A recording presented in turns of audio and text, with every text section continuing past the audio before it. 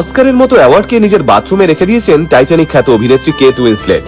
হ্যাঁ, এই সেই অস্কার অ্যাওয়ার্ড যা জেতার জন্য গোটা পৃথিবীর সমস্ত সিনেমা কর্মী বছরের পর বছর ধরে চেষ্টা চালিয়ে যান। অথচ কেট উইন্সলেট সেই পৃথিবী বিখ্যাত অস্কার অ্যাওয়ার্ডকে কিনা বাথরুমে রেখে দিয়েছেন। কিন্তু এর নেপথ্যে থাকা কারণটা জানলে আপনার মুখেও হাসি ফুটে উঠবে।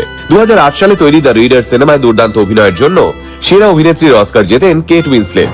আর তারপর খুব স্বাভাবিকভাবেই কেট সেই অস্কার অ্যাওয়ার্ডটাকে সাজিয়ে রাখেন নিজের ড্রয়িং রুমে। কিন্তু কেট লক্ষ্য করেন ওর বাড়িতে আসা অতিথিরা সবাই ওই অ্যাওয়ার্ডটাকে ছুঁয়ে দেখতে চাইলেও হাতে নেওয়ার পর কেমন একটা সংকোচ বোধ করে। তাই অতিথিদের সুবিধার জন্য কেট নিজের বাথরুমে রেখে দেন অস্কারটিকে, যাতে বন্ধ দরজার ওপারে অতিথিরা ইচ্ছে মতো সেই অ্যাওয়ার্ডটিকে ছুঁয়ে দেখতে পারেন, সেটার সঙ্গে ছবি তুলতে পারেন, কিংবা অ্যাওয়ার্ড হাতে আয়নার সামনে দাঁড়িয়ে উইনিং স্পিচ দিতে পারেন। বেশ কিছুটা সময় আগে একটা অনুষ্ঠানে অতিথি হিসেবে এসে এই কথাটা নিজেই বলেছিলেন কেট উইন্সলেট। কজন তারকা নিজের সবচেয়ে দামি পুরস্কারটাকে এইভাবে সকলের সঙ্গে ভাগ করে নিতে পারে বলুন তো?